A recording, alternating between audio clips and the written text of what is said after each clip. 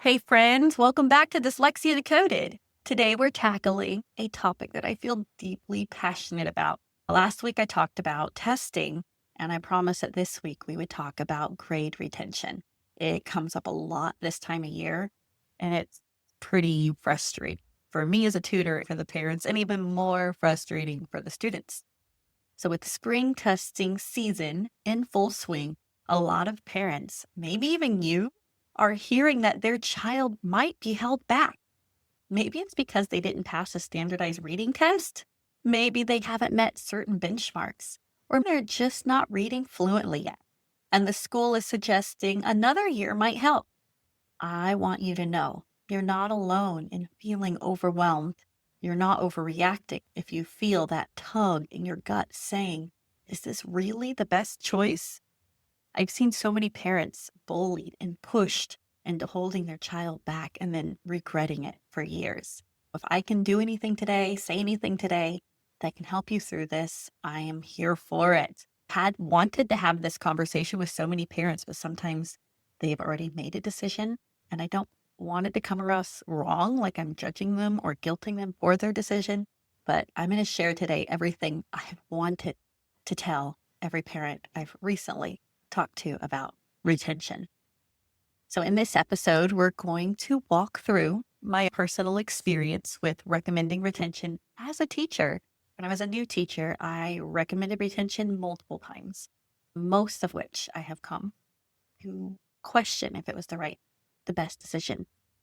The emotional and academic effects of retention, especially for students with dyslexia, and what the research says and how to find this research yourself. I'm also going to address how the pandemic shifted the way schools view retention and what you as a parent can do, including your rights under the law. Are you ready? Let's go. I want to talk very honestly and candidly about my journey with recommending retention to students.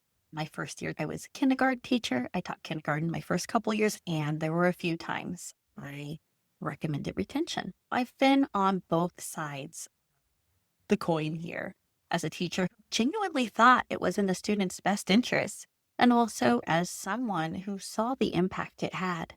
So early in my teaching career, there were a few students who just weren't picking up reading. They couldn't blend sounds, weren't connecting letters. It just felt like they weren't ready for first grade. And I personally pushed for retention. In fact, there were 3 students who repeated kindergarten based on my recommendation over multiple years. Later, all 3 of them were eventually diagnosed with dyslexia. And in hindsight, I don't think retention was the right call. They didn't need more time to develop. They needed different instruction. And what stuck with me the most was the way it hurt their confidence. I saw it. Some of them I taught both years of kindergarten when they were retained, and I saw the moments, the light in their eyes that would fade when they're like, I've done this before. And when the other kids ask questions on the playground, it's not an easy journey to walk. They felt left behind because they were left behind. At the time, I was doing the best I could with the information I had. I'd hear administration say things like, well, he'll be the biggest boy on the football team, as if that somehow made up for everything. Like that's the reason to hold a child back. And that always felt so off to me, like we were trying to sell something to parents that wasn't really in the best interest of the child. But let's fast forward a few years, and I was under a different administration, and I had a 3rd grader who had just been adopted and had missed a lot of school before coming to the new school, coming to my classroom pretty late in the school year. He wasn't reading at all, not because he couldn't learn, not because of a learning disability, but because he had not had a fair chance. The school had me use Light's retention scale. And in this case, it actually pointed towards retention being a good option. This is the first time I had been pointed towards using this measure to decide whether being held back would benefit or harm the child. I really liked the information that it gave. It was a pretty in-depth survey, and it gave us an idea of why the student had the struggles they were, even though they were clear to us. In this situation, I think if my previous students that I have recommended retention to had done this scale, I don't think they would have been held back. The next year gave that student a clean slate and a chance to catch up. That was one of the few times I saw retention work well, but it stood out because his situation was unique and because he had a tool and a plan. I've learned that retention isn't one size fits all. And for kids with dyslexia, it's almost never the solution. Their self-worth matters so much more than the grade level. And repeating the same content the same way won't suddenly make it click. You can't do the same thing over again and expect different results. So I share this not to scare you, but to remind you, you are allowed to ask questions. You are allowed to say, is this really the best way to help my child? And most of all, you're allowed to protect their confidence while still advocating for their learning. So I want to get into what the research says. There is so much research on retention. So let me give you a few big picture findings. And I encourage you to look these up yourself. Just Google the study name or authors, or just Google grade retention research, and you'll find PDF versions, summaries, and full text links. In 2001, meta-analysis by Shane Jimerson reviewed 20 plus studies and found that retention is associated with poor academic achievement, worse emotional outcomes, and an increased risk for dropping out. So you can just search Jimerson Grade Retention Meta-Analysis 2001. Another study is by the National Association of School Psychologists. They have a formal position against retention across the board. They write, the weight of the evidence shows that the benefit of grade retention are short-lived and that students often fall behind again within 2 to 3 years. And we're going to hold them back again. So they are finding, the school psychologists are finding it doesn't work. So to find this article, search NASP position statement grade retention. Another one is the Child Mind Institute's Children Mental Health Report in 2018 noted that students who are retained show higher rates of anxiety, depression, and behavior issues. To find this study, you're going to search Child Mind Institute 2018 Retention Emotional Effects. Some newer research, like a 2023 study out of Indiana, shows that some students who are retained in third grade perform better academically for a few years if they receive intensive support. But that same study didn't examine emotional effects, and even the research said their findings could be generalized to all students. So to find this study, you would search Indiana Third Grade Retention Study 2023. The big takeaway here, retention doesn't usually help long term. And for students with dyslexia, it almost never addresses the root of the problem. And now I want to shift gears and look at the pandemic effect, just my own personal observation.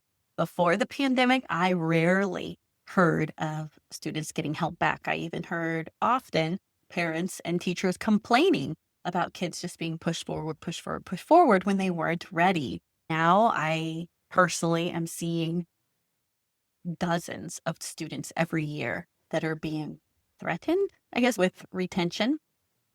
Let me share something that I've been observing. After the pandemic, there were a lot of students who genuinely fell behind, and in many cases, holding them back was appropriate. They had missed a lot of school, either because of illness, constant disruptions, or maybe virtual schooling just didn't work for them. Some of them spent entire years without consistent instruction, especially younger students while they're trying to learn to read. In those situations, giving a student an extra year with support, it wasn't about failure. It was about recovery and making up for the time that was lost. It was just out of so many people's control. But here's the thing. Somewhere along the line, schools got in the habit of saying, students behind, let's retain them. Still struggling, pull them back. That made sense for a while during and right after the pandemic. But now I am seeing students who were not even impacted by the pandemic, students who are in kindergarten this year, being pushed to hold their students back. Students with dyslexia, students with learning differences, students who don't need more time. They maybe just need different instruction. It's like retention became the default setting, and I believe it's a lingering side effect of the pandemic. This is just my personal opinion. Schools got used to retention as a response to learning gaps, and now that response is being applied across the board, even when it's not appropriate, even when it might do harm, especially for a student with dyslexia or ADHD or anxiety or a whole array of additional struggles. Because when a child has dyslexia, it's not about a missing year. It's not about catching up with one more round of the same lessons. They're not struggling because of missed instruction. They're struggling because of how their brain is wired to learn. And that needs to be addressed with intentional, specialized support and not just another round of what they got the year before. I want us to think about the emotional toll of retention. Struggling is hard. Having dyslexia is hard. But being retained is like everyone else in the world telling you that all of the greatest fears that a student has, it's like them telling that child that all the bad things you think about yourself, that's true. This is just my interpretation. This is how I would feel if I was retained because of my dyslexia. Students are already really, really hard on themselves. And when you retain them, and then maybe they still can't make the progress, you retain them, and a few years later, they're back in the same spot. What does this tell them? What is the story? Retention is not just academic. It's emotional, deeply emotional. Students who are retained are constantly reminded of it. Every field trip repeated, every holiday project, remember when we did this last year moment?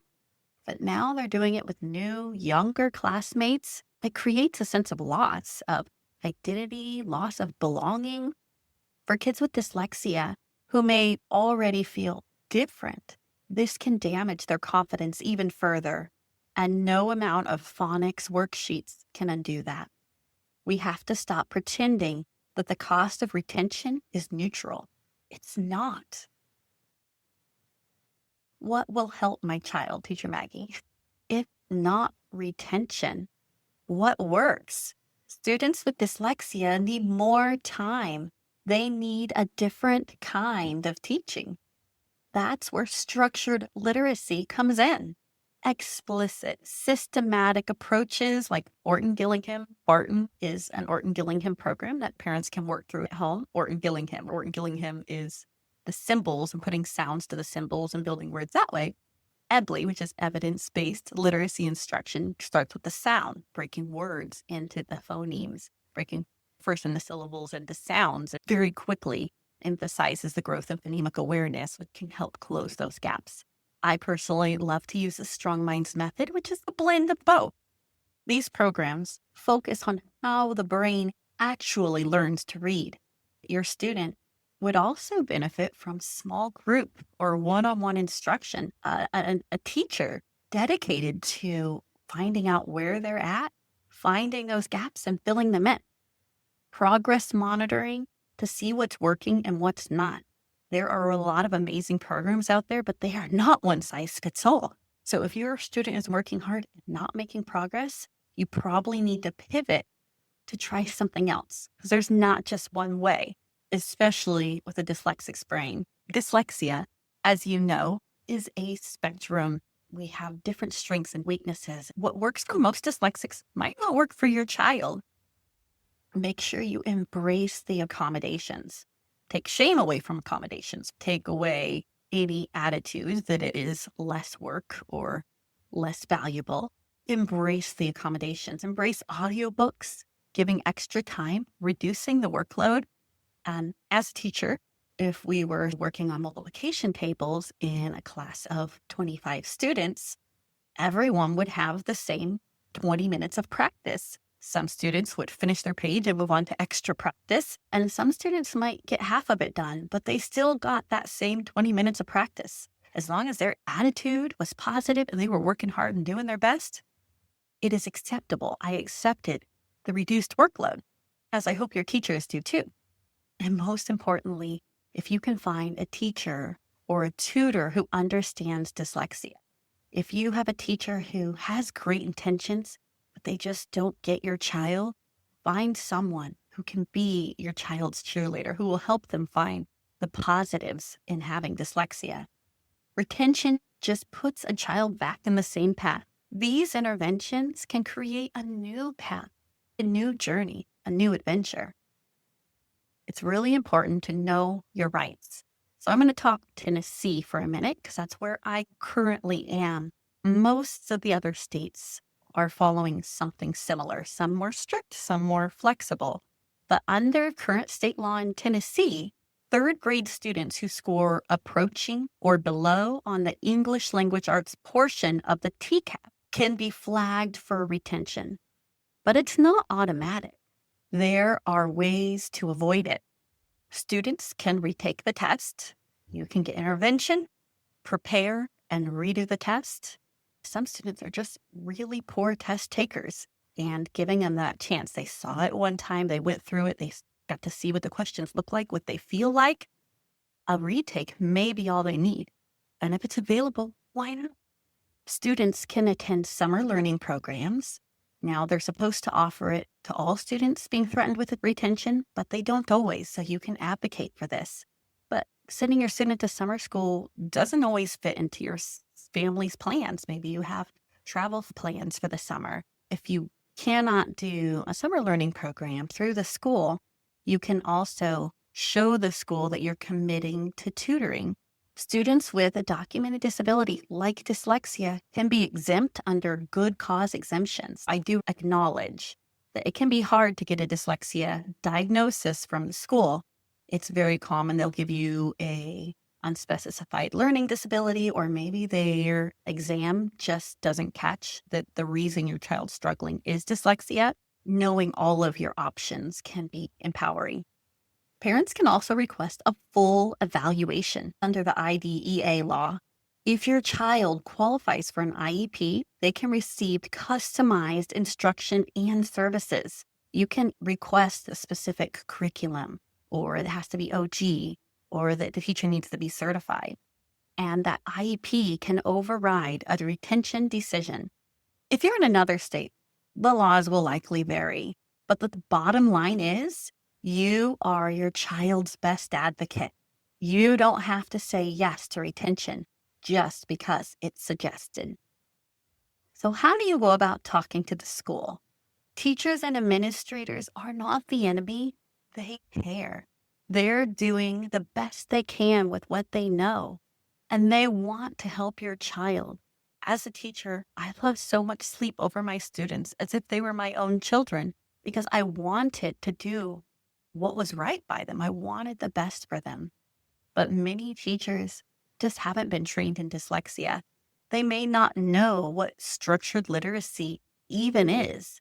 So when you walk into that meeting, bring compassion and clarity.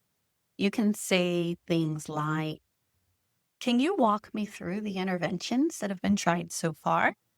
You can ask, "Has anyone considered whether my child may have a learning difference? Could we explore promotion with support instead of retention?" These are questions to start a new conversation. If needed, you can print out one of the research studies I mentioned before.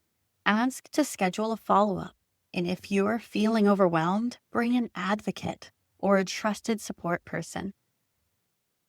So, to the parent listening right now, maybe you're holding back tears. Maybe you're feeling unsure.